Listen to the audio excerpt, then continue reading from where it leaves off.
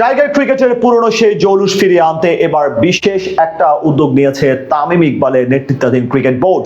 দেশের ক্রিকেটকে প্রাধান্য দিয়ে তামিম এবার সিদ্ধান্ত নিলেন উন্নতির কথা মাথায় রেখে চালু করলেন নতুন একটা নিয়ম। আর এই পরিবর্তনে বদলে যেতে পারে টাইগার ক্রিকেটের চিত্র। দেশের ক্রিকেটের উন্নতির স্বার্থে তবে কি এমন উদ্যোগ নিলেন তামিম, তাই নিয়ে বিস্তারিত রিপোর্টে। বাংলাদেশের ক্রিকেটকে আবারও নতুন উচ্চতায় নিয়ে যাওয়ার স্বপ্ন দেখছে তামিম ইকবালের নেতৃত্বাধীন ক্রিকেট বোর্ড। ঘরোয়া ক্রিকেটের প্রতিযোগিতার মান এবং তৃণমূল পর্যায়ে কাঠামোগত দুর্বলতা নিয়ে দীর্ঘদিন ধরেই আলোচনা চলছিল দেশের ক্রিকেটে। এবার সেই আলোচনার পালে নতুন করে হাওয়া দিয়েছে বিসিবি। টাইগার ক্রিকেটের পুরনো সেই জৌলুস ফিরিয়ে আনতে বেশ কিছু বড় সিদ্ধান্ত নিয়েছে ক্রিকেট বোর্ড। আগামী মৌসুম থেকে দেশের ঘরোয়া ক্রিকেটে বড় ধরনের পরিবর্তন আসতে চলেছে।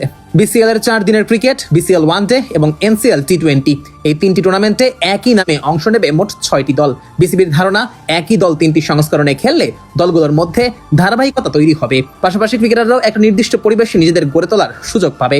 শুধু তাই নয়, নতুন এই কাঠামোতে অন্তর্ভুক্ত করা হয়েছে বিদেশি ক্রিকেটারও। প্রতিটি দলে একজন করে বিদেশি ক্রিকেটার খেলতে পারবেন। ফলে 3টি টুর্নামেন্ট মিলিয়ে মাঠে দেখা যেতে পারে মোট 18 জন বিদেশি ক্রিকেটারকে। বিসিবি মনে করে আন্তর্জাতিক মানের ক্রিকেটারদের অংশগ্রহণ ঘরোয়া ক্রিকেটের প্রতিযোগিতা বাড়ানোর পাশাপাশি দেশীয় ক্রিকেটারদের শেখার সুযোগও তৈরি করে দেবে। বিশেষ করে তরুণ ক্রিকেটাররা অভিজ্ঞ বিদেশি ক্রিকেটারদের সঙ্গে ড্রেসিং রুম ভাগাভাগি করার সুযোগও পাবে। শুধু বিদেশি ক্রিকেটার আনা নয়, বাংলাদেশের ক্রিকেটারদের বিদেশে খেলার সুযোগ তৈরি করতেও কাজ করছে ক্রিকেট বোর্ড। ইতোমধ্যে ইংল্যান্ড অ্যান্ড ওয়েলস ক্রিকেট বোর্ডের সঙ্গে ইতিবাচক আলোচনাও হয়েছে বিসিবির। প্রাথমিক পরিকল্পনা অনুযায়ী ইংল্যান্ড থেকে 3 জন ক্রিকেটার বাংলাদেশে খেলতে আসবেন এবং বাংলাদেশের 3 জন ক্রিকেটার খেলবেন কাউন্টি চ্যাম্পিয়নশিপের ডিভিশন 2-তে।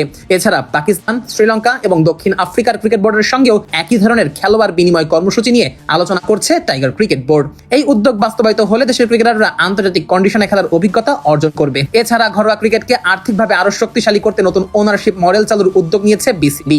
এই মডেলে 6টি দলের দায়িত্ব বিভিন্ন বেসরকারি প্রতিষ্ঠানের কাছে দেওয়া হবে।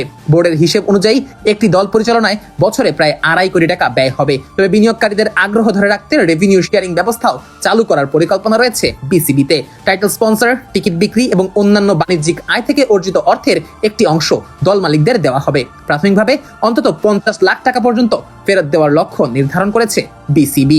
এদিকে তৃণমূল ক্রিকেটকে আরো শক্তিশালী করতে দেশের 64 জেলায় নিয়মিত জেলা ক্রিকেট লিগ চালুর পরিকল্পনা নিয়েছে ক্রিকেট বোর্ড। প্রথম ধাপে যেসব জেলায় মাঠ ও উইকেট প্রস্তুত রয়েছে সেখানে লিগ শুরু হবে।